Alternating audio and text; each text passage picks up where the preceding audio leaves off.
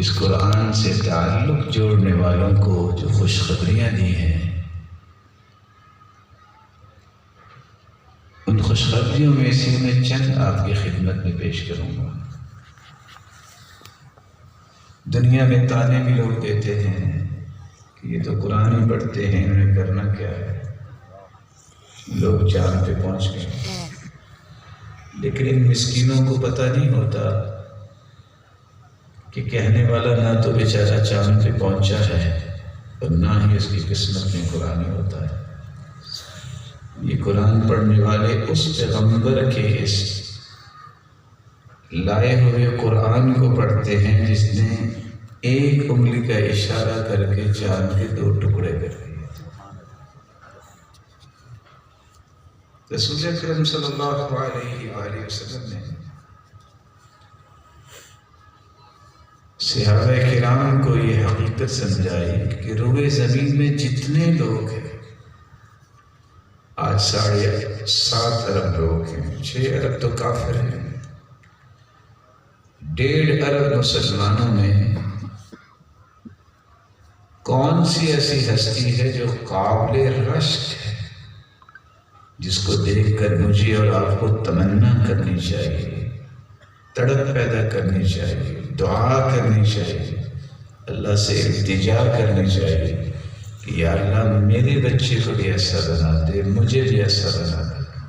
لا حسد الا باثنتين، رجل آتاه الله القرآن فهو يقوم به آناء الليل وآناء النهار۔ ان 2 خوش نصیبوں میں سے جن کو قابل رشک سمجھا گیا ہے، ایک وہ ہے اس کو اللہ نے قرآن کی دولت سے مالا مال کی، صرف قرآن اس کو اللہ نے عطا نہیں کیا، عمل کی بھی توفیق دی ہے، وہ دن رات اس کی تلاوت بھی کرتا ہے اور دن رات اس کے مطابق زندگی کے زاویوں کو درست بھی کرتا ہے، عمل بھی کرتا ہے۔ اور رسول اکرم صلی اللہ علیہ وآلہ وسلم نے دوسری حدیث میں فرمایا خیرکم من تعلم القرآن وعلمہ۔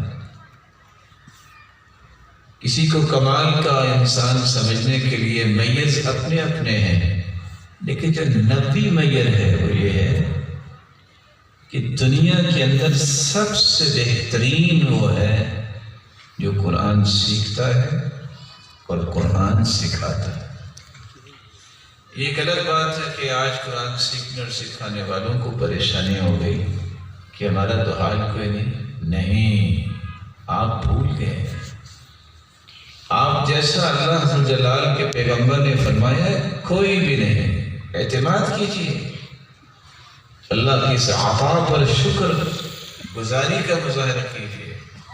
اللہ یصطفی من الملائکۃ رسلا ومن الناس، یہ استفاء و اجتباء، یہ سلیکشن اللہ کی طرف سے ہے، ہر بندے کو تو یہ نعمت نہیں ملتی۔ اس لیے روئے زمین میں بسنے والی انسانیت میں سے سب سے بہترین جو ہے وہ قرآن سیکھنے والا اور سکھانے والا۔ کیا بہتری ہے اس کی؟ علیک بذکر اللہ وتلاوۃ القرآن فإنه ذکرک فی الارض وروحک فی السماء۔ قرآن کو لازم پکڑو، اللہ کے ذکر کو، قرآن میں ذکر ہے۔ یہ وہ کتاب ہے جس کے بارے میں فضیل بن عیاض فرمایا کرتے تھے لم ار خلیلا یرفع قدر خلیلہ کالقرآن۔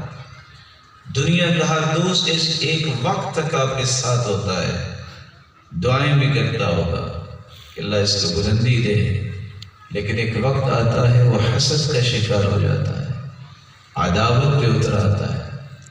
فضیل بن عیاض کہا کرتے تھے روئے زمین پہ اس جیسا دوست نہیں جو ہر نئے دن میں، آنے والے نئے دن میں اپنے پڑھنے والے دوست کو بلند سے بلند ہی کرتا ہے۔